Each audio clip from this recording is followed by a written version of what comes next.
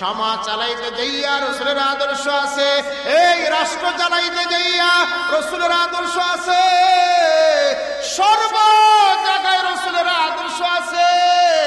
ও যুবক ভাইরা, ও এলাকার মানুষেরা, আজকে রাসূলের আদর্শ নাই বিদায় সমাজের মধ্যে শান্তি নাই, গ্রামগঞ্জে শান্তি নাই, শহরে শান্তি নাই, দেশের মধ্যে শান্তি নাই। ঠিক কিনা বলেন? আজকে যায় যেমনে পারতেছে সমাজটা চালাইতেছে, যায় যেমনে পারতেছে রাষ্ট্র চালাইতেছে, যায় যেমনে চাইতেছে রাষ্ট্রটা মেরামত করে খাইতেছে। কিন্তু পাবলিক টয়লেট থাকে, আছে না নাই? এগুলা কেন বানাইছে? জরুরতান। এগুলা জরুরত সারার জন্য ছোট করে টয়লেট বানাইছে, বাথরুম বানাইছে, পাবলিক টয়লেট বানাইছে। এই দুনিয়াটাকে টয়লেটের সাথে তুলনা দেওয়া হয়েছে। দুনিয়াটা হলো এই জন্য করব, এটাকে এটা দিয়ে জরুরত পুরা করার জন্য। কিসের জন্য বলেন? আজকে কিন্তু এই দুনিয়ার প্রতি মহাব্বত লাগাইয়া, ব্যবসার প্রতি মহাব্বত লাগাইয়া, চাকরির প্রতি মহাব্বত লাগাইয়া মানুষ ইবাদত থেকে দূরে, ইবাদত থেকে দূরে। অথচ আল্লাহ তাআলা আমাদেরকে কেন বানাইলেন? ওমা খালাকতুল জিন্না ওয়াল ইনসা ইল্লা লিয়াবুদুন। আল্লাহ সুবহানাহু ওয়া তাআলা বলেন, ও বান্দা, তোমাকে আমি ইবাদতের জন্য বানাইলাম। বান্দার প্রতিটা কাজ যেন ইবাদত হয়, শুধু নামাজ এটাই ইবাদত না। মুসলমান গোলাম যা করবে তাই ইবাদত হবে, ইবাদতের বাইরে কোনো কিছু হবে না। কোন আল্লাহর বান্দা যদি ওলি হতে চায়, আল্লাহ তাআলার সঙ্গে বন্ধুত্ব করতে চায়, তার দুইটা গুণ থাকা লাগবে। এক নম্বর গুণ হলো ঈমান, আর দুই নম্বর গুণ হলো ইত্তাকুল্লাহ। ঈমান আনবে আর আল্লাহকে ভয় করে চলবে। ইত্তাকুল্লাহ, এই ভয়, ভয়ের অর্থ কি? ভয়ের সংক্ষিপ্ত অর্থ হলো বান্দা গুনার কাম করবে না আর নেকের কাজ ছাড়বে না।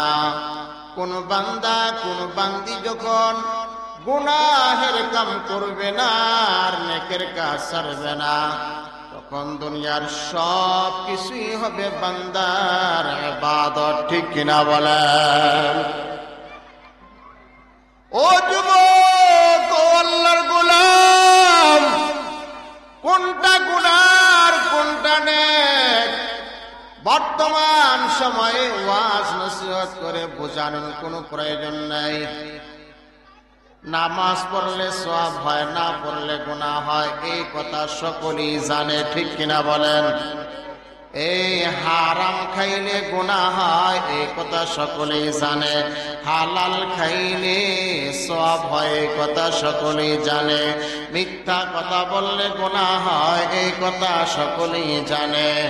অদুস্তাবাব, এরকম ভাবে হিংসা করলে, তাকাব্বুরি করলে, এরকম গীবাত হাসাদ করলে গুনাহ হয়, এই কথা সকলে জানে। অন্যের হক মেরে খেলে গুনাহ হয়, এই কথা সকলেই জানে।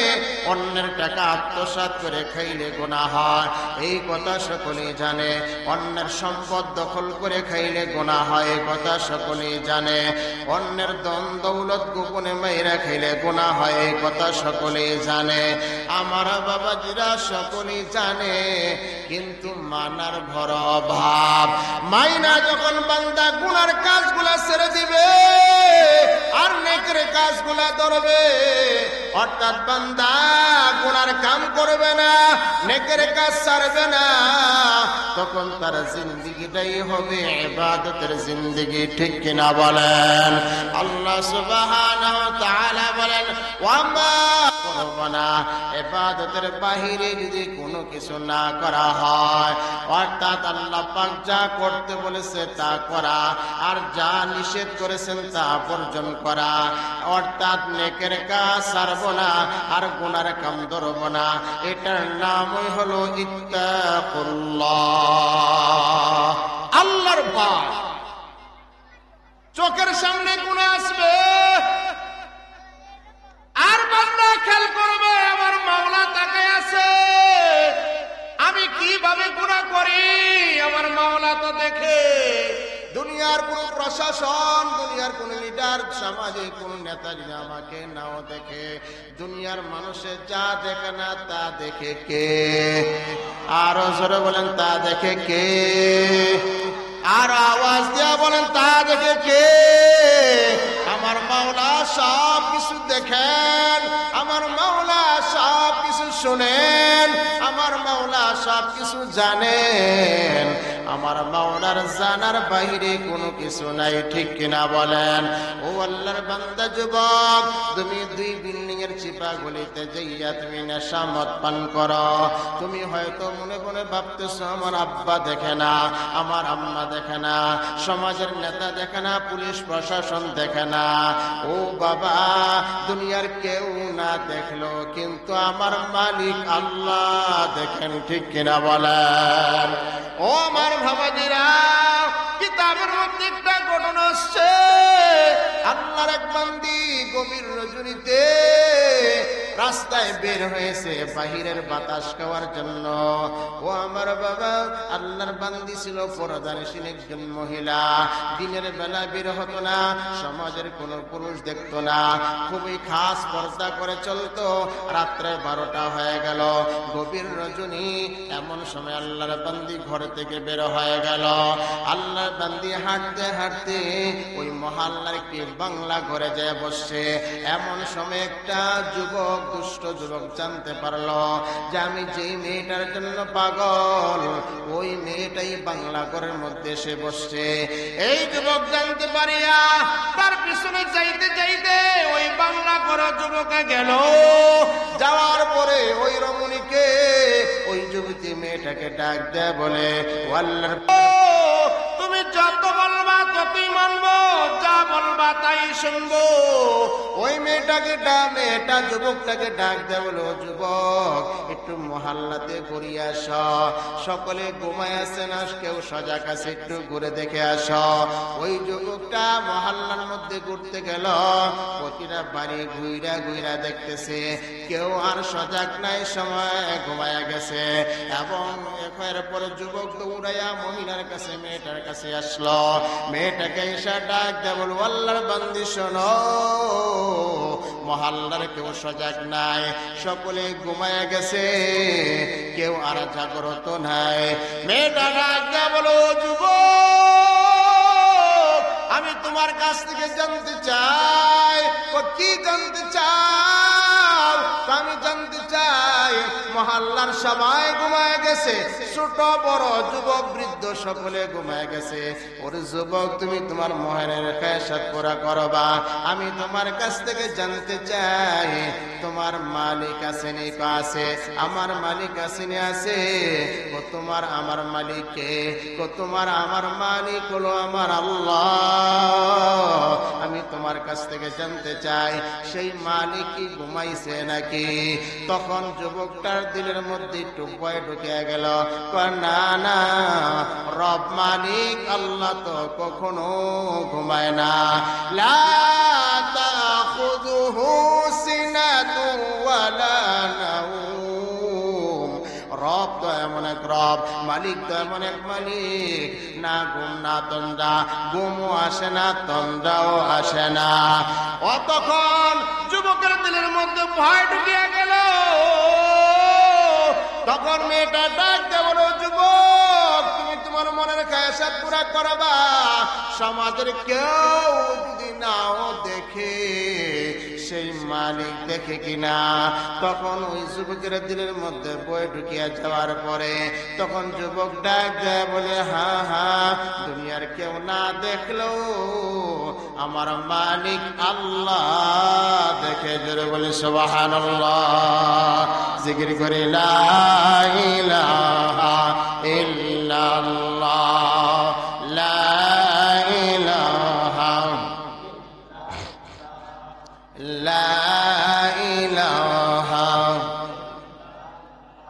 লা ইলাহা ইল্লাল্লাহ মুহাম্মাদুর রাসূলুল্লাহ সাল্লাল্লাহু আলাইহি ওয়াসাল্লাম। এই পয়েন্টের নামই হলো ইত্তাকুল্লাহ। যার মধ্যে ইত্তাকুল্লাহর গুণ আছে সে আল্লাহর ওলি হবে। ইত্তাকুল্লাহর গুণ কি? সমস্ত গুনাহের কাম ছেড়ে দেওয়া আর নেকের কাজের পাবন্দি করা। ও বাবা, কত নামাজি মানুষ আছে মসজিদে 5 ওয়াক্ত নামাজের পাবন্দি করে, আবার গোপনে গোপনে সুদে ঘুষের সাথে লিপ্ত আছে না নাই? আমার বাবাজিরা কত মানুষ নামাজ পড়ে, আবার তার মধ্যে একটা বদ অভ্যাস আছে। সেই বদ অভ্যাসটা কি? চুগলখড়ি করা, একে অপরের সাথে ফিতনা লাগানো, ঝগড়া লাগানো। এরকম অভ্যাসের মানুষ আছে না নাই? আমার বাবাজিরা এরকম অনেক মানুষ আছে সমাজের মধ্যে। উপরে দেখতে দেখা যায় খুবই ভালো, কিন্তু মাঝে মাঝে মিথ্যা কথা বলে, আছে না নাই? ও বাবাজিরা, এটার নাম ইত্তাকুল্লাহ না। ইত্তাকুল্লাহ হলো মিথ্যা কথা ছেড়ে দিতে হবে, হারামও ছেড়ে দিতে হবে। এরকম ভাবে যত রকমের গুনাহের কাজ আছে, সমস্ত গুনাহের কাজ ছাইরা এক আল্লাহর ইবাদত করতে থাকা, ইবাদতের জিন্দেগি বানানো, এটার নাম হলো ইত্তাকুল্লাহ। যে ব্যক্তি 2 গুণের গুণান্বিত হতে পারবে, 1 নম্বর হলো ঈমানের গুণে গুণ, 2 নম্বর হলো ইত্তাকুল্লাহর গুণ। এই 2 গুণ যার মধ্যে বিদ্যমান থাকবে, ওই আল্লাহর বান্দা বান্দি আল্লাহর ওলি হবে। জোরে বলে সুবহানাল্লাহ। ঈমান আর ইত্তাকুল্লাহ, এই 2 গুণের মধ্যে প্রথম নম্বর যে গুণটা ঈমান, এই ঈমানের গুণ হাসিল করতে গেলে মাদ্রাসার বিকল্প নাই। মাদ্রাসার কি নাই বলেন? বিকল্প নাই। হ্যাঁ, অনেকে বলে হুজুর বড় বড় শিক্ষিত লোকেরা এরা কি ঈমান হারা? বহুত শিক্ষিত লোকেরা পথভ্রষ্ট, ঈমান থেকে বঞ্চিত। ঈমান থেকে বঞ্চিত। ঈমান শিখতে হয়, ঈমানের ক্লাস আছে, ঈমানের দর্স আছে। ঈমান এমনি এমনি অর্জন হয় না। ঈমানকে যদি কামেলে মোকাম্মেল করতে হয়, মাদ্রাসার বিকল্প নেই। এই জন্য পীর হুজুর রাহমাতুল্লাহ আলাইহির নামে যে মাদ্রাসা আছে, এই মাদ্রাসায় আপনাদের বাচ্চা কাচ্চা ছোট সন্তানাদি মাদ্রাসায় দিয়ে দিবেন। কারণ ছোট কালি দি বুনিয়াদি শিক্ষায় শিক্ষিত না হয়, ভবিষ্যতে সে আল্লাহ শিখবে, আল্লাহ মানবে, এই আশা করা। একটা কারগুজারি, এক বেলার 2 সন্তান, বিশাল বড় বড় শিক্ষিত। ঢাকার মধ্যে এই ঘটনা ঘটেছে। আব্বা পয়সাওয়ালা ছিলেন, বাড়িওয়ালা ছিলেন। এখন আব্বা মারা গেছে। মারা যাওয়ার পরে এই 2 ভাই পুরা সম্পদকে নেওয়ার জন্য পরিকল্পনা করতেছে। মা আছে। এই 2 ভাইয়ের পরিকল্পনা হলো সম্পদ মাকে দিবে না, ফরায়েজ অনুযায়ী তো মায়ও একটা অংশ পায়, ঠিক কিনা বলেন? কিন্তু 2 ভাইয়ের ভাব হলো মাকে দিবে না।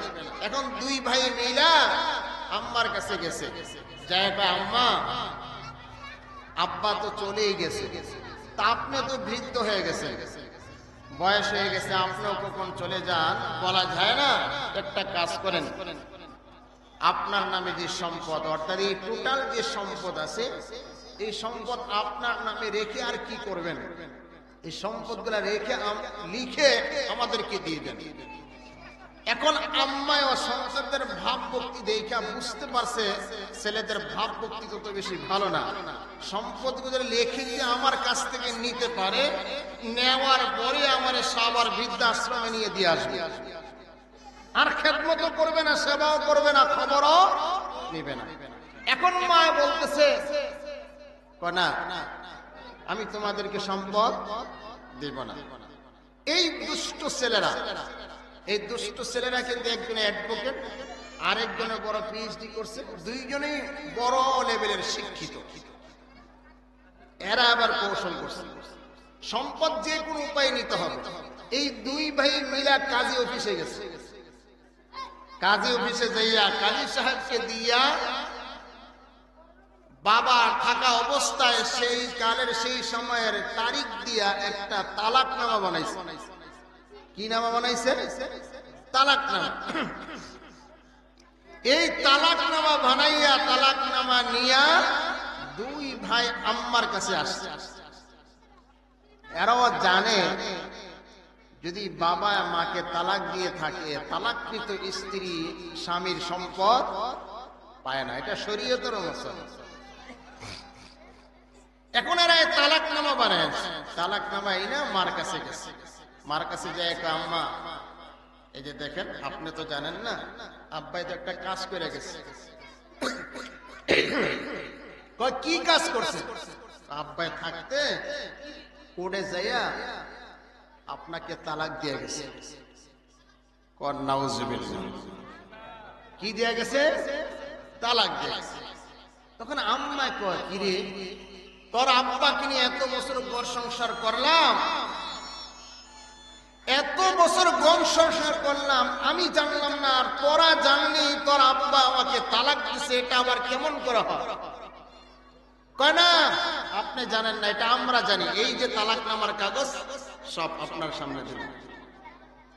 এখন আপনাদের সামনে আমি বলতে চাই, এই যে শিক্ষায় শিক্ষিত হইয়া নকল তালাকনামা বানাইয়া আম্মাকে সম্পদ থেকে বঞ্চিত করলো, এই যে শিক্ষা শিখলো, এই শিক্ষার কি মূল্য আছে বলেন? যদি এই সন্তানদের শরীয়তি বুনিয়াদি শিক্ষা, ইলমে ওহীর শিক্ষায় শিক্ষিত হতো, এই সমস্ত সন্তানদের দ্বারা কোনোদিন এটা করা সম্ভব হতো? তাহলে বোঝা গেল এই যে দুই সন্তান এই কাজটা করছে, এই সন্তানদের ঈমান আছে? হ্যাঁ, মিথ্যা কথা বললেই তো ঈমান থাকে না। তাদের সম্পূর্ণ পদ্ধতি, কলা কৌশল সবই তো মিথ্যা, ওদের ঈমান থাকে কিভাবে? এই জন্য বলছিলাম যে ঈমান যদি অর্জন করতে হয়, কামেলে মোকাম্মেল বানাইতে হয়, মাদ্রাসার বিকল্প নেই। এই জন্য আপনাদের সন্তানদেরকে আপনারা মাদ্রাসায় দিবেন। বুনিয়াদী শিক্ষায় শিক্ষা দেওয়ার পরে আপনি এমবিবিএস ডাক্তার বানান, ইঞ্জিনিয়ার বানান, আরো অনেক পিএইচডি করান, এতে কোনো অসুবিধা নাই, শরীয়তে কোনো নিষেধ নাই। কিন্তু বুনিয়াদী শিক্ষাটা আগে আপনি শিক্ষা দেওয়ান। আর যদি আপনি শিক্ষা না দেন, হাসরের ময়দানে এই সন্তানের কারণে আপনি যত বুজুর্গই দুনিয়াতে হন না কেন, এই সন্তানের অভিযোগের কারণে আপনি আটকে যাবেন। হয়তো আল্লাহর ফজলে, আল্লাহর দয়া মায়া না থেকে আপনি জাহান্নামীও হতে পারবেন। ঠিক কিনা বলেন? যদি আপনি আপনার সন্তানকে বুনিয়াদি আল্লাহর পরিচয়ের শিক্ষা যদি আপনি শিক্ষা না দেন, ব্যবস্থা না করেন, তো যেটা বলতেছিলাম যে আল্লাহ তাআলা আমাদেরকে কেন বানাইলেন? ইবাদতের জন্য বানিয়েছেন। এই ইবাদত যে করবে, আর ইবাদত কি? যা আল্লাহ করতে বলেছেন তা করা, যা বর্জন করতে বলেছেন তা বর্জন করা, এটাই হলো ইবাদত, এটাই হলো ইত্তাকুল্লাহ। ঈমান আর ইত্তাকুল্লাহর গুণ, এই দুই গুণ যার মধ্যে বিদ্যমান থাকবে, সেই হবে আল্লাহর ওলি। সে হবে কি? এখন আসুন, ইবাদত যে করব, ইবাদত করতে গিয়ে কার পদ্ধতি, কার তরিকা, কার আদর্শ গ্রহণ করব? কোন নেতা নেত্রীর, কোন দলের, কোন লিডারের না, কোন মানুষ রচিত তন্ত্র মন্ত্রের না। কার তরিকা? রাসূলুল্লাহর তরিকা। কার তরিকা বলেন? আতিউল্লাহ ওয়া আতিউর রাসূল। কুল ইন কুনতুম তুহিব্বুনাল্লাহ ফাত্তাবিউনি ইউহিব্বুকুমুল্লাহ। আল্লাহ সুবহানাহু ওয়া তাআলা বলেন, হে নবী আপনি বলে দিন, কুল ইন কুনতুম তুহিব্বুনাল্লাহ, যারা আমি আল্লাহকে ভালোবাসতে চায়, যারা আমি আল্লাহর সন্তুষ্টি পেতে চায়, তারা যেন ফাত্তাবিউনি, তারা যেন আপনার অনুসরণ করে। আল্লাহর হাবিবকে অনুসরণ করলেই আল্লাহকে অনুসরণ করা হলো, আর আল্লাহকে অনুসরণ করলেই আল্লাহ সন্তুষ্টি পাওয়া। এখন আসুন, আমরা তো সবাই নবীজির উম্মত, নবীজির উম্মত। যাদের মধ্যে ঈমান আছে প্রত্যেকটা মানুষই চাবে যে আমি রাসূলের শাফাত থেকে বঞ্চিত হব না, বঞ্চিত। আর কেউ রাসূলের শাফাত ছাড়া জান্নাতেও যেতে। এখন আমরা সকলে রাসূলের শাফাত পেতে চাই, এই আশা এই তামান্না আমাদের সকলের। কিন্তু এই আশার সাথে কাজ করা লাগবে কি লাগবে না? আপনি যে রাসূলের শাফাত পাবেন, এই পাওয়ার জন্য উম্মত 4টা হক আদায় করতে হবে। কয়টা হক বলেন? এই সবাই বলেন কয়টা হক? আলোচনার মূল বিষয় এই 4টা কথা মনে রাখবেন। 1 নম্বর হক হলো, যেই উম্মত রাসূলুল্লাহর শ্রেষ্ঠত্ব মানবে সে রাসূলের শাফাআত পাবে। রাসূলের শ্রেষ্ঠত্ব কি? রাসূলের শ্রেষ্ঠত্ব হলো রাসূলের মেরাজ। মেরাজ হলো রাসূলের শ্রেষ্ঠত্ব। রাসূলের শ্রেষ্ঠত্ব কি? রাসূলের উপর কোরআন নাযিল হয়েছে, এটা হলো রাসূলের শ্রেষ্ঠত্ব। এমনি করে অনেক রাসূলের শ্রেষ্ঠত্বের ঘটনা আছে, শ্রেষ্ঠত্বের ঘটনা আছে, এগুলা মানা। যেই উম্মত রাসূলের শ্রেষ্ঠত্ব মানবে ওই উম্মতই রাসূলের শাফাআত পাবে। 2 নম্বর হক, ওই যে বলেছিলাম ফাত্তাবিউনি, রাসূলের অনুসরণ করা। যে উম্মত রাসূলকে অনুসরণ অনুকরণ করবে সেই উম্মত হক আদায় করলো, আর যে উম্মত হক আদায় করবে সেই উম্মতই রাসূলের শাফাআত পাবে। ও যুবক ভাইরা, ও পর্দার আড়ালের মা বোনেরা গো, আমরা কিছু কিছু কিছু জিনিসের বেলায় রাসূলের তরিকা মানি, রাসূলকে অনুসরণ করি, আর বাকি সুবিধা না হলে মানি না। ঠিক কিনা বলেন? সুবিধার বেলায় মানি, অসুবিধার বেলায় মানি না। এটার নাম রাসূলের অনুসরণ অনুকরণ না। এমন কোনো কাজ নাই, এমন কোনো জায়গা নাই যেই জায়গাতে রাসূলের আদর্শ নাই, রাসূলের তরিকা নাই।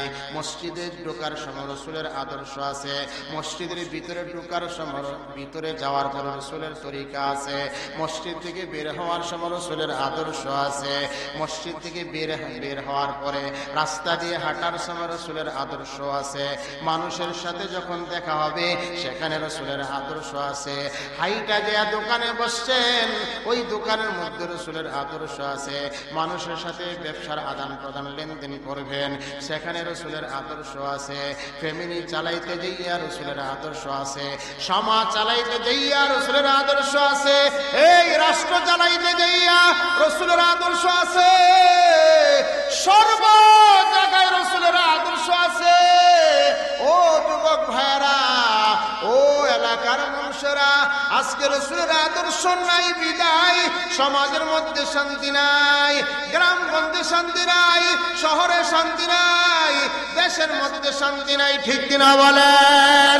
আজকে যায় যেমনে পারতেছে সমাজটা চালাইতেছে, যায় যেমনে পারতেছে রাষ্ট্র চালাইতেছে, যায় যেমনে চাইতেছে রাষ্ট্রটা মেরামত করে খাইতেছে, কিন্তু রাসূলের আদর্শ ফলো করে না, রাসূলের তরিকা অনুসরণ করে না, রাসূলের তরিকা মানে না। ও মন চাহে তন্ত্র মন্ত্র দিয়া, পদ্ধতি দিয়া সমাজ চালায়, রাষ্ট্র চালায়, দেশ চালায়, এই জন্য শান্তি নাই। ঠিক কিনা বলেন? ও নারায়ণগঞ্জের মানুষ, ও দেওবাগ এলাকার মানুষ, আজকে দেশটা স্বাধীন হয়েছে প্রায় 53 বছর। এই 53 বছরের ইতিহাসে মুরব্বীদের মুক্তিদের কাছ থেকে আমি জানতে চাই, এই দেশ থেকে কি কোনোদিন চাঁদাবাজি বন্ধ হইছে? এই চাঁদাবাজি বন্ধ হইছে, টেন্ডারবাজি বন্ধ হইছে, সন্ত্রাসী বন্ধ হইছে, মারামারি কাটাকাটি এগুলা বন্ধ হইছে?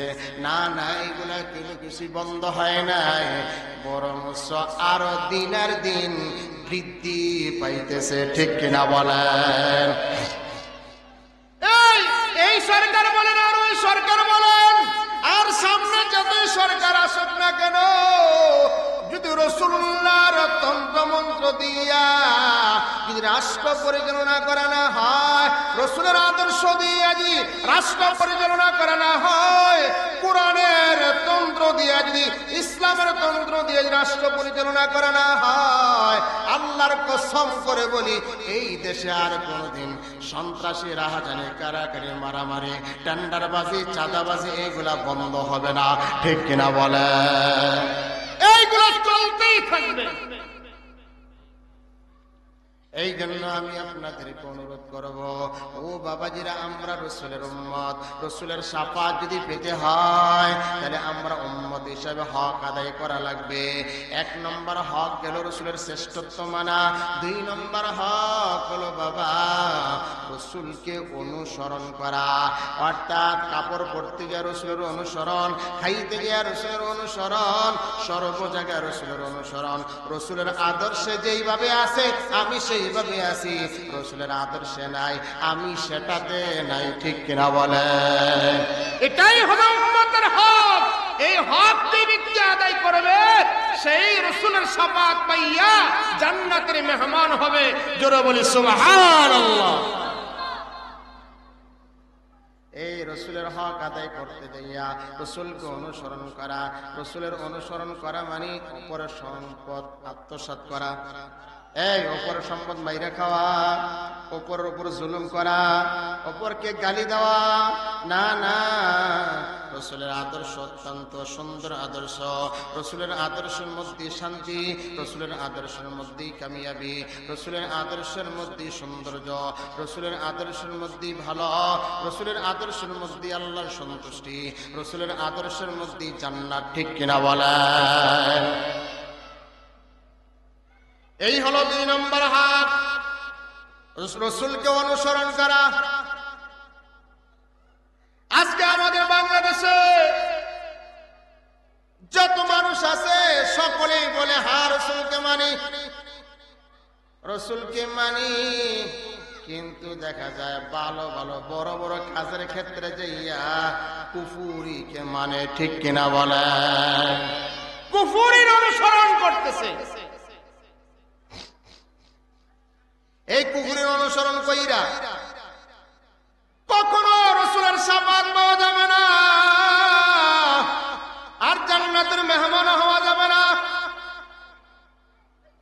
এই রাসূলের শাফাত যদি পেতে হয় তাহলে রাসূলকে অনুসরণ করা লাগবে। মাথার তালু থেকে পায়ের তালু পর্যন্ত পুরা বডির মধ্যে রাসূলের সুন্নতের রঙে রঙিন হতে হবে। আমার বাবাজিরা, ফ্যামিলির মধ্যে সুন্নতের রঙে রঙিন হতে হবে, সমাজের মধ্যে সুন্নতের রঙে রঙিন হতে হবে, দেশটার মধ্যে সুন্নতের রঙে রঙিন হতে হবে। তাহলে আমি রাসূলের হক আদায় করা হবে। রাসূলের হক আদায় করতে পারলে আমি জান্নাতের মেহমান হব। জোরে বলি সুবহানাল্লাহ। এই হলো 2 নম্বর। 3 নম্বর হক হলো রাসূলকে ভালোবাসা। রাসূলকে আজকে দেখা যায় রাসূলের চাইতে বেশি দলের লিডারকে সবচাইতে বেশি ভালোবাসে। এই আছে না নাই? রাসূলকে গালি দিলে কলিজায় আঘাত লাগে না, কিন্তু দলের লিডারকে গালি দিলে একবারে আঘাত লাগে। ঠিক কিনা বলে? অথচ আল্লাহর হাবিব বলেন, লা ইউমিনু আহাদুকুম হাত্তা আকুনা হাব্বা ইলাইহি মিন ওয়ালিদিহি ওয়া ওয়ালাদিহি ওয়ান নাসি আজমাইন। আল্লাহর হাবিব বলেন, হে আমার উম্মতেরা, তোমরা ততক্ষণ পর্যন্ত মুমিন হতে পারবা না যতক্ষণ পর্যন্ত আমি নবীকে তোমার পিতা মাতার চাইতে, তোমার ছেলে মেয়ের চাইতে, দুনিয়ার সব কিছুর চাইতে ভালোবাসতে না পারবা, ততক্ষণ পর্যন্ত তোমরা মুমিন হতে পারবা না। আর যেই বান্দা মুমিন হতে পারে নাই, সে রাসূলুল্লাহর হক আদায় করতে পারলো না। আর যে ব্যক্তি হক আদায় করতে পারলো না, সে রাসূলের শাফাত পাবে না।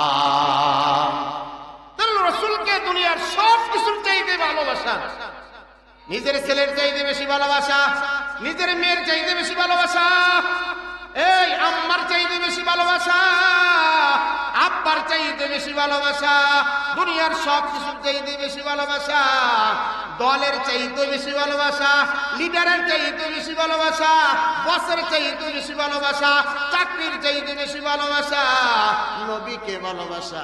ও বাবা, নবীকে ভালোবাসার অর্থই হলো রাসূলকে মানা, ঠিক কিনা বলেন? আজকে সমাজের মধ্যে এরকম ভালোবাসার লোক বহুত আছে, আছে না নাই? অনেকে বলে আমি আশিক রাসূল, রাসূলকে খুব ভালোবাসি, কিন্তু মসজিদে যায় না, নামাজ পড়ে না, থোতার মধ্যে দাড়ি নাই, মাথার মধ্যে টুপি নাই, গায়ের মধ্যে পাঞ্জাবি নাই, সুন্নতের কোনো হেতেমাম নাই, সুন্নতের কোনো পাবন্দি নাই, সে কখনো আশিক রাসূল হতে পারে না। এ আশিক রাসূল কিভাবে হয়? আশিক রাসূল তো তাকেই বলা হয় যার জীবনের প্রতিটা ক্ষেত্রে রাসূলের রঙে রঙিন হয়ে গেল, সেই হলো প্রকৃত আশিক রাসূল। মাথার তালু থেকে পায়ের তালু পর্যন্ত রাসূলের আদর্শ, রাসূলের সুন্নতের রঙে রঙিন হয়ে গেল, ফ্যামিলিটাকে রাসূলের সুন্নতের রঙে রঙিন বানাইল, নিজের সব কিছু রাসূলের আদর্শ মোতাবেক চালাইল, সেই হতো রাসূলের আশিক, ঠিক কিনা বলেন? ও আমার বাবাজিরা, এমন আশিক রাসূলুল্লাহ হওয়া। আবু লাহাবও কিন্তু মুহাম্মদকে ভালোবাসতো, আবু তালেবও কিন্তু রাসূলকে ভালোবাসতো, কিন্তু তারা ভালোবাসার পরও চিরতরে জাহান্নামী। কেমন ভালোবাসছে আবু লাহাব? রাসূল দুনিয়াতে আসছে এই সংবাদ পাইয়া সাথে সাথে খুশি হইয়া তার দাসীকে আজাদ করে দিছে, এত ভালোবাসা। আবু তালেব জীবিত থাকা অবস্থায় এই দ্বীনের দাওয়াতের ক্ষেত্র রাসূলুল্লাহর পিছনে সবচাইতে বেশি গাইড দিতেন, যার অবদান ছিল বেশি, রাসূলের চাচা আবু তালেব। রাসূলের চাচা এত অবদান, এত গাইড দিয়েছেন, এত রাসূলকে সাপোর্ট দিয়েছেন যে আমি জীবিত অবস্থায় থাকতে তোমার গায়ের মধ্যে কেউ আঘাত করবে এটা আমি আবু তালেব মেনে। কিন্তু সেই আবু তালেব যখন দুনিয়া থেকে বিদায় হবে, রাসূলের তো খুব মায়া লাগে চাচা, আর রাসূলের জন্য কি না করেছেন চাচা। চাচাকে যাইয়া বলতেছে, ও চাচা, আপনি শুধু একবার বলেন লা ইলাহা ইল্লাল্লাহ মুহাম্মাদুর রাসূলুল্লাহ, যদি একবার বলেন আমি ওয়াদা দিলাম আপনাকে ছাড়া আমি নবী মুহাম্মদ জান্নাতে যাব না। এই তালিম দিতেছে, আর এদিক দিয়ে আবু জাহেল, উতবা, সাইবা ওরাও বসা। ওরা কয়, আবু তালেব সাবধান, জীবনটা শেষ করে দিলাম, এই মুহূর্তে যদি মুহাম্মাদের কালিমা পড়া মুসলমান হয়ে যাও তাহলে তোমার উপর কলঙ্ক, তোমার ধর্মের উপর কলঙ্ক। তুমি কি আব্দুল মুত্তালিবের ধর্মের উপর চুলকানি মাখতে চাও নাকি? আমার বাবাজিরা, এই আবু জাহেল বুঝাইতেছে, উতবাও বুঝাইতেছে, সাইবাও বুঝাইতেছে। এই বুঝানোর পরে ওই কপাল পরা আবু তালেব মুহাম্মদকে ডাক দেয়া বলে, ও বাতিজা, যাও যাও, আমি তোমাকে মহব্বত করি, তোমাকে ভালোবাসি, তোমার দিন ধর্ম সবকিছু সত্য, কিন্তু এই মুহূর্তে আমি কালিমা পড়া সম্ভব না। এত মহব্বত কইরা জীবনটা মুহাম্মদের জন্য উৎসর্গ করে দিল, সবসময় মুহাম্মদকে সাপোর্ট দিল সর্বক্ষেত্রে। সেই আবু তালেব কালিমা না পড়ার কারণে কি হয়ে গেল? জাহান্নামী হয়ে গেল। তাহলে ভালোবাসাটা কেমন হতে হবে? ভালোবাসাটা হবে তরিকার মাধ্যমে, মানার মাধ্যমে। কিসের মাধ্যমে বলেন? মানার মাধ্যমে ভালোবাসা, মানলে হবে ভালোবাসা, না মানলে এটা ভালোবাসা না। না মানলে মানাটাই সবচেয়ে বড় কামিয়াবির জিনিস। মানা, আদম মানছে তো কামিয়াবি হয়েছে, ইবলিস মানে নাই, এই জন্য লানাতুল্লাহ আলাইহি। আল্লাহ তাআলা বলছে ইবলিস সেজদা দাও, সেজদা দেয় না, সেজদা দেয় নাই, অর্থাৎ তরিকা মানে নাই। কি মানে নাই বলেন? তরিকা মানে নাই। তরিকা হলো মূল, রাসূলুল্লাহর তরিকা হলো মূল, তরিকা মানে নাই। এই তরিকাবিহীন গোটা দুনিয়া ইবলিস সেজদা দিয়ে ভরে রয়েছে, এমন কোন জায়গা নাই যে সেজদা করে নাই, কিন্তু একটা সেজদাও মালিকের দরবারে কবুল হয় নাই। কেন কবুল হয় নাই? তরিকাবিহীন সেজদা দিছে, এই জন্য কবুল হয় নাই। আমাদের মুরব্বী চলে আসছে, তো 3 নম্বর হক হলো রসুলকে ভালোবাসা, 4 নম্বর হক হলো রসুলের উপর বেশি বেশি দুরূদ শরীফ পড়া। যে উম্মত এই 4টা হক আদায় করবে, কয়টা হক বলেন? যে উম্মত 4টা হক আদায় করবে সেই উম্মত রসুলের শাফাআত পাবে। হক আদায় করবে না, এমনি রসুলের শাফাআত পাবে, এতই সহজ। হক 4টা কি? 1 নম্বর হক হলো রসুলের শ্রেষ্ঠত্ব মানা, 2 নম্বর হক হলো রসুলকে অনুসরণ করা, 3 নম্বর হক হলো রসুলকে মহব্বত করা, 4 নম্বর হক হলো বেশি বেশি দুরূদ শরীফ পাঠ করা। বেশি বেশি দুরূদ শরীফ, দুরূদ শরীফ একটা বড় আমল, এমন আমল যে আমলের মধ্যে আল্লাহ শামিল। আল্লাহ, নামাজের আমলের মধ্যে আল্লাহ শামিল নাই, রোজার আমলের মধ্যে আল্লাহ শামিল নাই, হজের আমলের মধ্যে আল্লাহ শামিল নাই, দান সদকার আমলের মধ্যে আল্লাহ শামিল নাই, কিন্তু দুরূদের আমলের মধ্যে আল্লাহ শামিল। ইন্নাল্লাহা ওয়া মালাইকাতাহু ইউসাল্লুনা আলান নবী। আল্লাহ বলেন আমি নিজেই দুরূদ শরীফ পড়ি, আমি নিজেই কি করি? দুরূদ শরীফ পড়ি। এই 4টা হক আদায় করবে ইনশাআল্লাহ, তাহলে রসুলের সঙ্গে শাফাত, রসুলের শাফাত পাবো ইনশাআল্লাহ। এই উম্মত যখন হক আদায় করবে না, রসুলের শাফাতের আশা করাও যায় না। আরেকটা হাদিস বলেছিল, কুল আলিমান আও মুতাআল্লিমান, আলেম হও না হয় আলেমের ছাত্র হও, আও মুস্তামিয়ান, যদি ছাত্র না হতে পারো আলেমের কথা শোনো, আর যদি তাও নাও হতে পারো আও মুহিব্বান, আলেমকে মহব্বত করো। এই 4টার ভিতরেই উম্মতের কামিয়াবি। যেই পাবলিক এই 4টার যে কোনো একটার ভিতরে আসবে সেও নাজাত পাবে, সেও মুক্তি পাবে। আর এই 4টার বাহিরে পথভ্রষ্ট হবে। কি হবে বলেন? আজকে আমাদের মুরব্বীরা যিনারা আসবেন, আজকে যে মাহফিল ফিরজি হুজুর রাহমাতুল্লাহ মাদ্রাসার খতমে কোরআন উপলক্ষে যে ইসলামী মহাসম্মেলন, এই মাদ্রাসা যিনি চালান পরিচালনা করেন মাওলানা কাউসার আহমদ, আমার অত্যন্ত বন্ধু মানুষ, আমরা একসাথে লেখাপড়া করেছি। আমি ঢাকা চাকরি করি, খেদমতে আছি। আল্লাহ পাক যেন এই মাদ্রাসাকে কবুল করেন এবং আপনাদের সকলের সহযোগিতা কামনা করি।